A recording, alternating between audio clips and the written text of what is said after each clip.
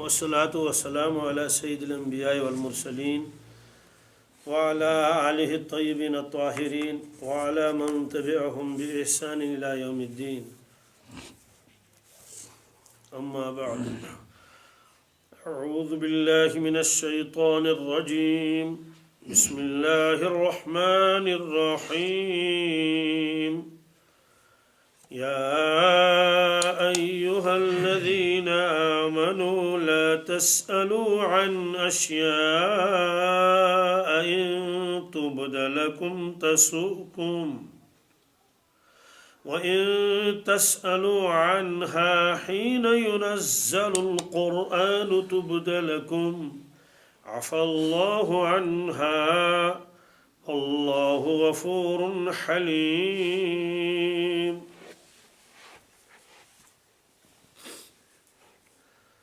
سورہ مائدہ کی 100 آیتیں پوری ہو چکی ہیں. 101ویں آیت یہ ہے. اس سے پہلے اللہ تبارک تعالیٰ نے حرام چیزوں کا بیان فرمایا تھا، مطلق جو حرام ہے، شراب ہے، جوا ہے، دوسری چیزیں. اس کے بعد اللہ تبارک تعالیٰ نے ان چیزوں کا بیان فرمایا جو وقتی طور حرام ہیں، ہمیشہ نہیں. مثلا احرام کی حالت میں شکار وغیرہ کرنا یہ محرم کے لیے حرام ہے، گویا وقتی طور ہے. اور جب احرام کھل جائے گا، احرام سے نکل گیا، وہ حج و عمرہ مکمل کر لیا، تو اب اس کے لیے پابندی نہیں ہے. اسی طرح سے حدود حرم کے اندر ایک خاص جگہ ہے، اس میں تو شکار ممنوع ہے، لیکن حدود حرم سے باہر نکلا تو اس میں شکار ممنوع نہیں ہے. تو پہلے تو مطلق حرام وغیرہ کا بیان تھا،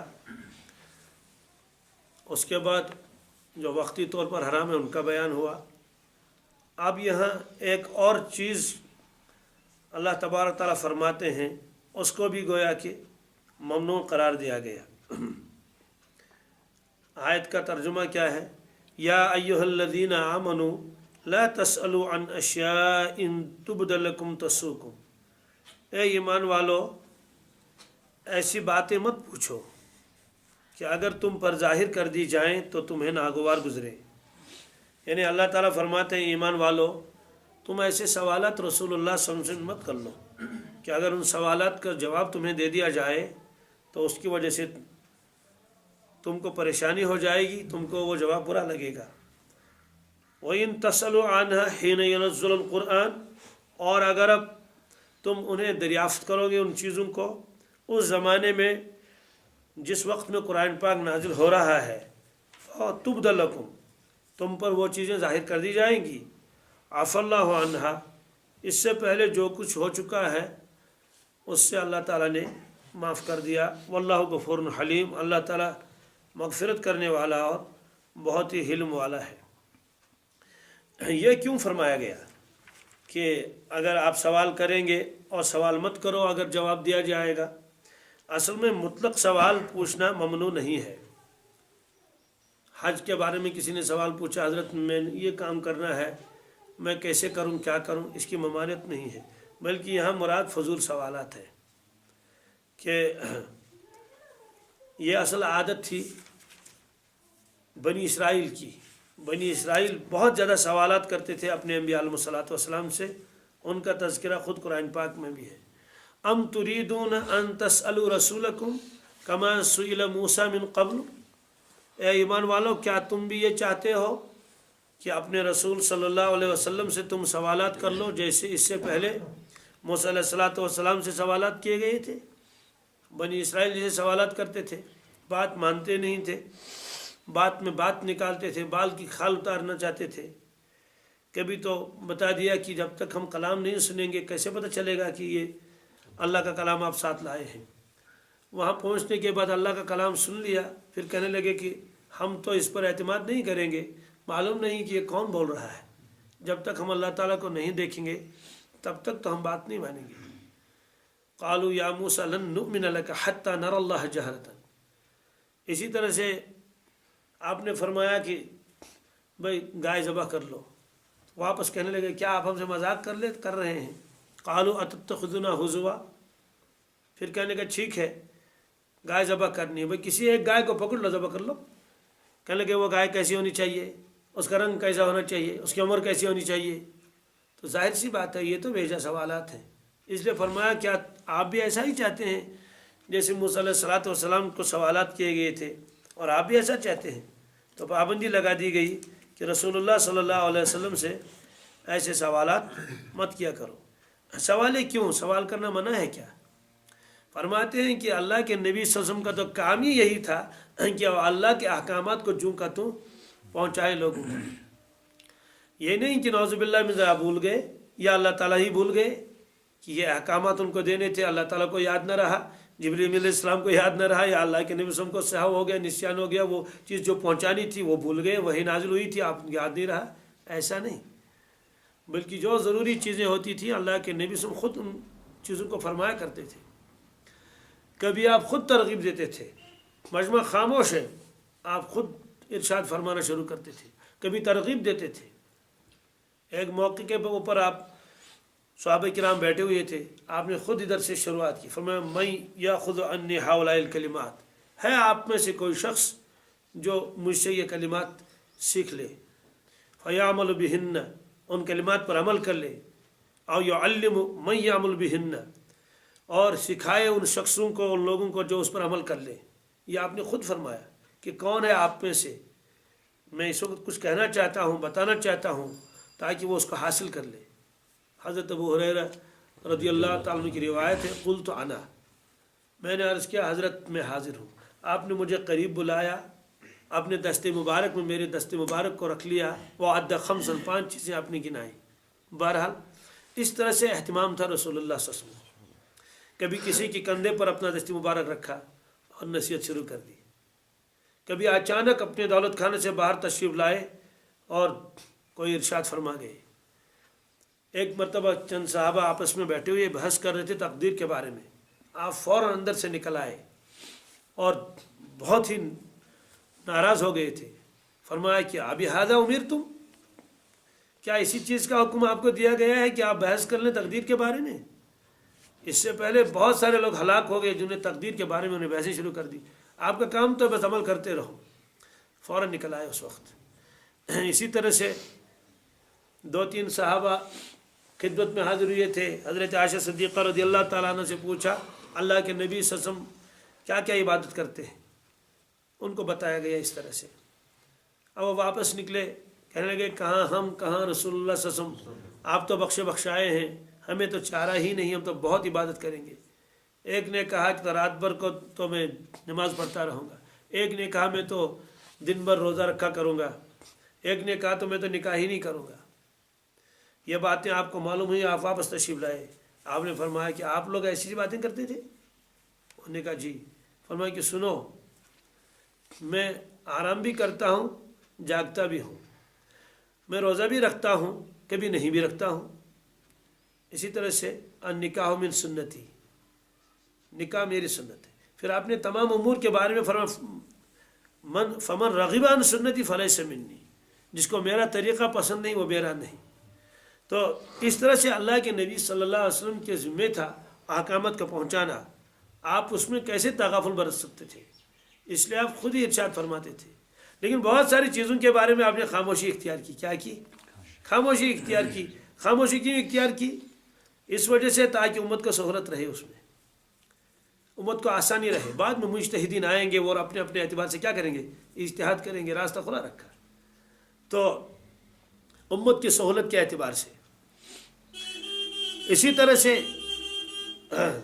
یہود کبھی کبھی آتے تھے اللہ کے نبی صلی اللہ علیہ وسلم کی خدمت میں اور فضول سوالات کرتے تھے، تو ان پر بھی پابندی لگانی تھی.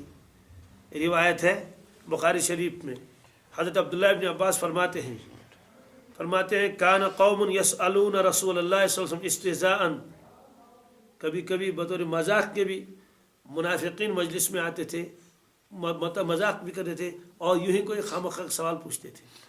پابندی لگا دی گئی، سوالات ایسے مت کیا کرو.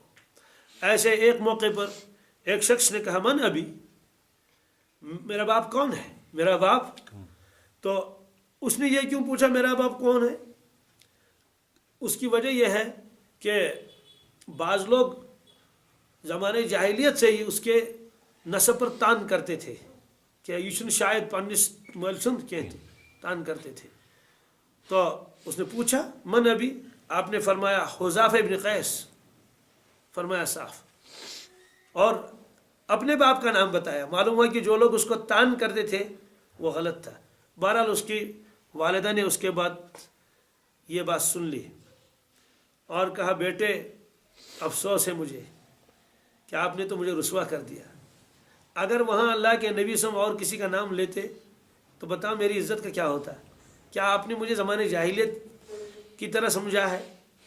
میں نے کوئی خیانت نہیں کی ہے، آپ اپنے باپ کے ہیں. تو حذیفہ کے انہوں نے واپس جواب دیا کہ قسم اللہ تبارک تعالیٰ کی، اگر اللہ کے نبی سے مجھے کسی حبشی غلام کالے کی طرف نسبت کرتے میں اسی کو اپنا باپ مانتا. تو بہرحال ظاہر سی بات ہے ایسے سوالات ہیں. اگر جواب صحیح دے دیا جائے تمہارا باپ وہ ہے، صحیح کا مطلب جواب تو صحیح دے دیا، لیکن کبھی وہ بھی ہو سکتا ہے نا کہ باپ کوئی اور تھا، تو کتنی شرمندگی اور رسوائی ہوگی. اسی لیے ایک شخص نے کہا وَيَقُولُ رَجُلٌ أَيْنَ نَاقَتِي، اے اللہ کے نبی صلی اللہ علیہ وسلم میری اونٹنی گم ہوگی، مجھے بتائیے وہ کہاں ہے.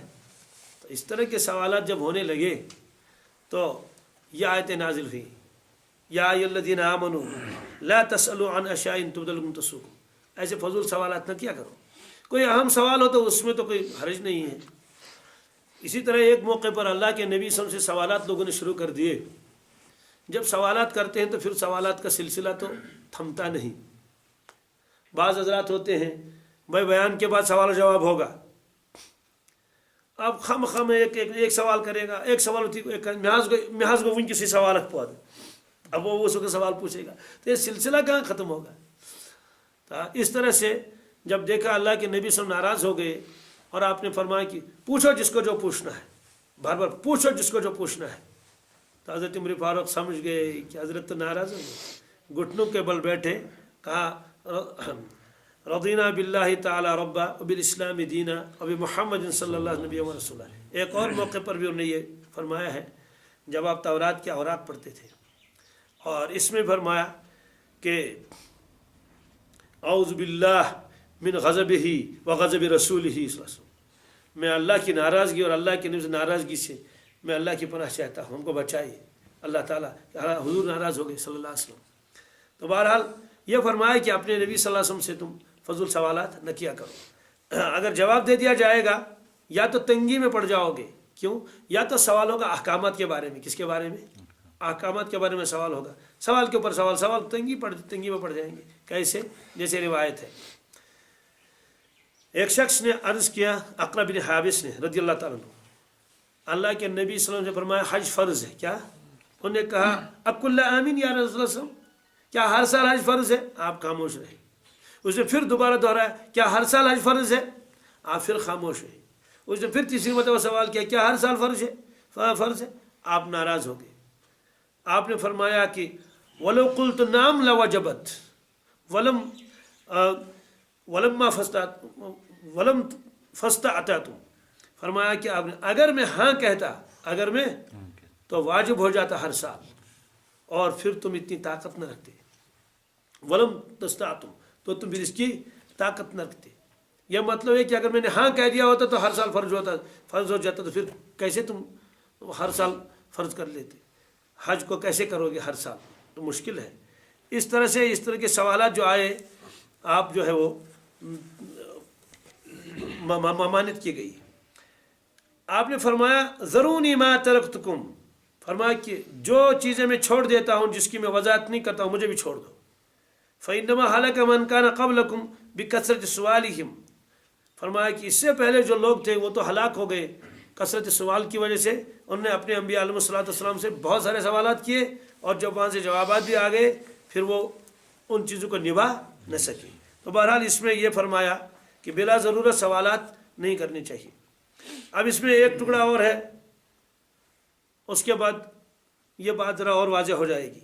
فرمایا کہ وَإِن تَسْأَلُ عَنْهَا حِينَ يُنَزَّلُ الْقُرْآنِ، اور اگر آپ لوگ پوچھیں گے اس چیز کے بارے میں نزول قرآن کے وقت. کس کے وقت؟ قرآن شریف نازل ہو رہا ہے، تُبْدَ لَكُمْ، آپ کو بتا دیا جائے گا. مطلب یہ ہے کہ بذریعہ وہی آپ کو اس سوال کا جواب مل جائے گا. اب یہ الگ مسئلہ ہے کہ وہ جواب آپ کو ناگوار گزرے یا آپ کو مشقت اس میں پڑ جائے وہ تو الگ مسئلہ ہے، لیکن جواب تو مل جائے گا، جواب تو مل جائے گا۔ معلوم یہ ہوا کہ اس کا تعلق تو اسی زمانے کے ساتھ ہے جب قرآن پاک نازل ہوتا تھا۔ حضرت علامہ انور شاہ صاحب کشمیری علیہ رحمہ نے ختم نبوت کے جو دلائل دیے ہیں قرآن پاک سے، اس میں یہ بھی فرمایا حین نزل القرآن کہ جب قرآن پاک نازل ہو رہا ہو اس وقت آپ پوچھیں گے تو جواب آ جائے گا۔ اس کا مطلب ہے کہ اس کے بعد وحی کا سلسلہ ختم ہو جائے گا، اس کے بعد وحی کا سلسلہ کسی پر وحی نہیں آ سکتی ہے، یہ تو قرآن پاک خود فرماتے ہیں۔ حین نزل القرآن، نزول قرآن کے وقت سوال کرو گے جواب مل جائے گا۔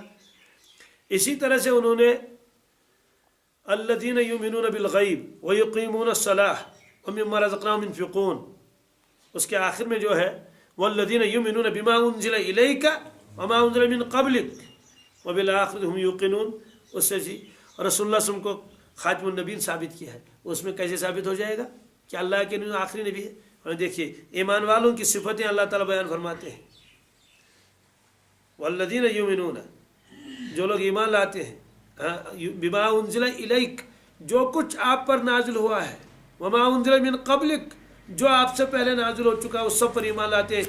وما انزل بعدک کا تذکرہ وہاں نہیں ہے، معلوم ہوا کہ جو آپ سے پہلے نازل ہو چکا ہے اس پر بھی ایمان والے ایمان لاتے ہیں، اور جو آپ پر نازل اس پر بھی۔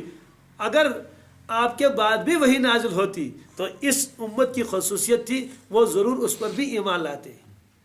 تو حضرت نے وہاں فرمایا ہے کہ یہ آیت ختم نبوت کے اوپر گویا کہ صراحت کر رہی ہے کہ رسول پاک صلی اللہ علیہ وسلم کے بعد اب نزول وحی کا جو ہے سلسلہ وہ ختم ہو جائے گا۔ تو اس میں فرمایا کہ رسول پاک صلی اللہ علیہ وسلم کے اوپر جب وحی نازل ہو رہی ہے اس وقت آپ سوال کر لیں گے، سوال کا جواب آپ کو مل جائے گا، اس کے بعد نہیں۔ اب سوال یہ ہے کہ ٹھیک ہے اس وقت تو یہ فضول سوالات یہ کرنا تو ممنوع تھا، کہ کیا آج بھی ممنوع ہے؟ اس کے بارے میں اللہ کے نبی صلی اللہ علیہ وسلم فرمایا من حسن اسلام المرء ترکہ ما لا یعنیہ، فرمایا کہ کسی شخص کا اسلام اس وقت مکمل سمجھا جاتا ہے اور مزین سمجھا جاتا ہے جب لا یعنی چیز اس کی زندگی سے نکل جائے۔ یعنی مانے مراد، لا یعنی مانے فضول، جس کا کوئی مقصد نہ ہو، یعنی مانے مقصد، لا یعنی مانے بے مقصد۔ تو بے مقصد چیزیں، بے مقصد کلام، بے مقصد کام جب تک آدمی کے ساتھ رہے گا تب تک یہ بتایا جائے گا کہ اس کے اندر کمال نہیں آیا ابھی اسلام کے اعتبار سے۔ جب یہ چیزیں نکل جائیں گی تو گویا کہ کمال آ چکا ہے۔ تو فرماتے ہیں کہ آج بھی اگر علماء سے ایسے سوالات کیے جائیں گے جو غیر ضروری ہیں، جن کا تعلق نہ عقیدے ہے اس کے ساتھ ہے نہ عمل کے ساتھ ہے، اس کو بھی علماء نے ممنوع فرمایا ہے، اس لیے کہ علماء کرام کے کام بہت ہوتے ہیں، مشغول ہوتے ہیں۔ آپ کسی نے پوچھا کہ نوح علیہ السلام کی کشتی کی لمبائی کتنی تھی؟ اب ظاہر سی بات ہے اولاً تو وہ کشتی دیکھی نہیں بھی کسی نے، اور یہ ایک ایسا سوال ہے کہ جس کا تعلق نہ عقیدے کے ساتھ ہے نہ عمل کے ساتھ ہے۔ تو اس طرح کے سوالات اگر کوئی کر لے گا تو ظاہر سی بات ہے اس میں تضیع اوقات کے سوا اور کچھ نہیں۔ بعض لوگ آج بھی فون بھی کرتے ہیں، کیا کہ أکِس جایہِ حظ چھِ زٕ لڑکی یِم چھِ ممژٕ تو وۄنۍ ؤنۍ تو یہ سے اتھ منٛز چھِ اکھ بٹ لڑکی اکھ چھِ مسلمان لڑکی تو یِمن کیا کرو؟ مجھ سے بھی پوچھتے ہیں۔ میں نے پوچھا کہ یہ کس جگہ میں یہ واقعہ ہوا ہے؟ میں تو یہ کت سپدیومت، مطلب پلوامہ سپدیوا، پامپر سپدیوا، شہر سپدیوا، یہ کت جائے؟ میں یہ کم گامٕچ کتھ چھِ؟ دپان حظ گامٕچ نہ مگر بہٕ چھُس پرژھان۔ اچھا یہ سُہ فرضی مثال پرژھان۔ دپان ٹھیک چھُ، جب یہ واقعہ کہیں پیش ہوگا، آ جائے گا واقعہ پیش، کیا وہ فون نہیں کر سکتے اس وقت؟ بھائی وہ لوگ تو خود اس وقت ڈھونڈیں گے نا، بھائی یہ دو لاشیں ہیں ان کا کیا کریں گے؟ تو جس طرح وہ کفن دفن کا انتظام کریں گے وہ مسئلہ بھی اس وقت پوچھیں گے، ان کے پاس بھی موبائل ہوگا۔ تو میں ان سے کہتا ہوں کہ بھائی آپ نے تو میرا وقت بھی ضائع کر لیا، اس لیے کہ میں مشغول آدمی ہوں، اور خود اپنا وقت بھی ضائع کر لیا اور ایک کال اپنے ذمہ چڑھا دیا آپ نے۔ سوال کیا ہے؟ یہ تو فرضی سوال ہے نا۔ تو جس وقت یہ واقعہ، جس وقت سامنے آئے گا واقعہ، اس وقت بھی تو لوگ ہوں گے نا، ان کے سامنے ہوگا تو وہ اس کا حل نہیں ڈھونڈیں گے۔ اب یہ ہے چھونا میں آج وہ سوال مجھ کے نونداز یہ کۄکر چھا گۄڈٕ آمٕژ کِنہٕ گۄڈٕ آو ٹھوٗل؟ تو ظاہر سی بات ہے یہ فضول سوال ہے نا۔ اب یہ کس کو معلوم ہے کہ اللہ تعالیٰ نے پہلے انڈا پیدا فرمایا یا پہلے مرغی پیدا فرمائی؟ تو ظاہر سی ایسے سوالات علماء کے سامنے کرنا، ان سے پوچھ لینا، یہ بالکل جو ہے وہ غلط بات ہے۔ اس لیے فرمایا یہ حکم آج بھی ہے۔ اور کبھی ایسا بھی ہوتا ہے کہ ایک آدمی جو ہے دوسروں کا امتحان لینے کے لیے، تاکہ وہ سب کے سامنے جواب نہ دے سکے. اس طرح بعض لوگوں کی عادت ہوتی ہے وہ سوالات کر لیتے ہیں. مقصد اس کا کیا ہے؟ یعنی مقصد اس کا معلوم کرنا نہیں ہے. اس طرح کے جتنے بھی سوالات آئیں گے وہ سب اس ممانعت میں آئیں گے. لا تسألوا عن اشیاء ان تبد لکم تسؤکم. تو یہ فرمایا. اب سوال ہے کہ اس سے پہلے بھی تو سوالات کچھ کیے تھے صحابہ کرام نے، تو اس کا جواب کیا ہے؟ اور اس میں تو گناہ نہیں ہوگا. فرمایا عفا اللہ عنہ، عفا اللہ، اللہ نے معاف کر دیا اس کے بارے میں. یعنی اس سے پہلے جو سوالات اس طرح کے ہو چکے ہیں اللہ نے فرمایا جاؤ میں نے اس کو معاف کر دیا، لیکن آئندہ خیال رکھنا، آئندہ ایسی بات نہیں ہونی چاہیے. واللہ غفور حلیم، اللہ تعالیٰ مغفرت کرنے والے حلیم بھی ہے. پھر دوسری بات یہ ہے کہ ایک آدمی کسی عام آدمی سے مذاق کرے گا وہ بھی مذاق ہے، لیکن نعوذ باللہ من ذالک نبی کریم صلی اللہ علیہ وسلم سے کوئی آدمی بطور مذاق کے کوئی بات پوچھے تو دوستو ایمان والا تو ایسا کر ہی نہیں سکے گا، یہ تو طے ہے. لیکن اگر کوئی کافر بھی کرے گا تو اس کی بدبختی میں اضافہ ہوگا. اس لیے آپ نے فرمایا کہ ایسے سوالات نہیں کرنے چاہیے. ہاں استاد شاگردوں سے ان کا ذہن تیز کرنے کے لیے یا جو سبق کو پڑھا چکا ہے اس کے لیے طلباء سے وہ سوالات کر سکتا ہے. کبھی وہ فرضی سوال بھی بنا سکتا ہے. تو اس کا مقصد اس وقت کیا ہوتا ہے؟ اس وقت مقصد ہوتا ہے کہ یہ تعلیم ہے تاکہ ان کا ذہن تیز ہو جائے اور یہ مسائل ہو سکتا ہے ان کے سامنے پیش آ جائیں. اس کے لیے جب افتاء میں مشق ہوتی ہے تو اساتذہ فرضی سوالات بناتے ہیں. سوالات بنا لیے، اگر اس کا جواب لکھ کے لاؤ، اس کا جواب، تو وہاں ایک مقصد ہوتا ہے. تو بہرحال اس طرح فرمایا کہ اللہ تعالیٰ نے اس سے پہلے جو کچھ ہو چکا ہے اس کو معاف کر دیا. پھر اللہ تعالیٰ نے فرمایا دیکھو یہ تو سوالات کر لے، تو اس سے پہلے لوگوں نے سوالات کیے اور برباد ہو گئے. قد سألها قوم من قبلکم، قد سألها، بے شک ایک قوم نے آپ سے پہلے ایسے سوالات کیے اپنے انبیاء علیہ السلام سے. ثم اصبحوا بها کافرین، پھر وہ اس کی وجہ سے کافر ہو گئے. اس کی وجہ سے وہ کافر ہونے کا مطلب ایک تو کہ منکر ہو گئے. مطلب یہ ہے کہ ایسے احکامات کے بارے میں انہوں نے پوچھ گچھ کی اور وہ چیز ان پر لازم ہو گئی، پھر وہ کر نہ سکے. یا جن واقعات کے بارے میں انہوں نے سوال کیا تھا وہ واقعات جب ان کو سنائے گئے تو کوئی عبرت ان کو حاصل نہیں ہوئی. کسی نے نوح علیہ السلام کا واقعہ پوچھا، کسی نے قوم عاد اور قوم سمود کا واقعہ پوچھا، واقعہ بتا دیا گیا اس طرح ہوا، تو آدمی کو متاثر ہونا چاہیے، متاثر نہیں ہوئی. اس لیے فرمایا اس سے پہلے بھی لوگوں نے ایسے سوالات کیے اور ان سوالات کے بعد کہ وہ کیا ہو گئے، اس کے منکر ہو گئے، اس کا نقصان ان کو اٹھانا پڑا. ایک حدیث میں ہے اللہ کے نبی صلی اللہ علیہ وسلم فرمایا کہ انسان کی بدبختی کے لیے یہی کافی ہے اور بڑا مجرم ہے وہ شخص جس کے سوال کی وجہ سے امت کے اوپر تنگی آ گئی. ایک چیز حلال تھی، اس کے سوالات کرنے کی وجہ، بار بار سوال کرنے کی وجہ سے وہ چیز امت کے اوپر پھر حرام ہو گئی. کتنی تنگی ہو گئی. اس طرح آپ نے فرمایا. تو اب تو اس کا احتمال نہیں ہے کہ جو چیز حلال ہے تو اس کو 1000 سوال کر لیں تو وہ حرام کیسے ہو جائے گی. جو چیز حرام ہے اس کو 1000 مرتبہ سوال پوچھے وہ تو حرام ہی رہے گی. آج تو حلال و حرام کا مسئلہ نہیں ہے، آج یہی مسئلہ ہے کہ کوئی فضول سوال نہیں کرنا چاہیے. تو پابندی لگا دی گئی فضول سوالات کے بارے میں بھی، اور جو حرام چیزیں اس کو بتایا گیا. اب آگے ایک خاص رسم کے بارے میں اللہ تبارک تعالیٰ فرماتے ہیں. یہ رسم جو تھی یہ اہل عرب کے یہاں تھی. کیا فرمایا؟ فَمَا جَعَلَ اللَّهُ مِن بَحِيرَةٍ وَلَا سَائِبَةٍ وَلَا وَصِيلَةٍ وَلَا حَامٍ وَلَكِنَّ الَّذِينَ كَفَرُوا يَفْتَرُونَ عَلَى اللَّهِ الْكَذِبَ وَأَكْثَرُهُمْ لَا يَعْقِلُونَ. مشرکین مکہ کے یہاں طرح طرح خرابیاں تھیں. ایک خرابی یہ بھی تھی کہ وہ جانوروں کو بتوں کے نام پر چھوڑتے تھے. مثلا کسی جانور کو چھوڑا، بھائی اس کا دودھ ہم استعمال نہیں کر سکتے، بس اس کا دودھ تو وقف ہے بتوں کے لیے. کس کے لیے؟ بس اس کا دودھ لیا جاتا تھا، بتوں کے سامنے رکھ دیا جاتا تھا. حالانکہ کتے آ کے اس کو، بلیاں آ کے اس کو کیا کرتی تھی؟ دودھ پی لیتی تھی. تو اس طرح سے کسی جانور کو کہتے تھے اس کے اوپر سواری حرام ہے، یہ میں نے فلاں بت کے نام پر سواری چھوڑ دی ہے. کبھی کبھی سانڈ جن کو ہم یہاں کہتے ہیں، تو جو ہوتے ہیں اونٹ وغیرہ یا تو بیل وغیرہ کو چھوڑ دیتے ہیں، تو اس کو چھوڑ دیتے تھے بھائی اس کو ہاتھ نہیں لگائے گا کوئی. اہل عرب ان کا احترام بھی کرتے تھے ان جانوروں کا. اور اگر کسی کے کھیت میں چلا جائے، مثال کے طور پر کسی کے گھر میں چلا جائے، پانی پینا شروع کر دے تو وہ پانی سے اس کو روکتے نہیں تھے. وہ سمجھتے تھے یہ تو متبرک جانور ہے. تو اسی کے بارے میں اللہ تعالیٰ نے فرمایا یہ میں نے مشروع نہیں کیا، یہ میرا حکم نہیں ہے کہ ان جانوروں کا احترام کرو اور اپنے لیے ان کو استعمال کرنا حرام سمجھو، کہ دودھ استعمال کرتے ہو، نہ ان کے گوشت کو استعمال کرتے ہو اور نہ ان پر سواری کرتے ہو، یہ سب میں نے کچھ نہیں کیا، یہ جھوٹ باندھ رہے ہیں تمہارے پرانے لوگ ہمارے اوپر، یہ فرمایا۔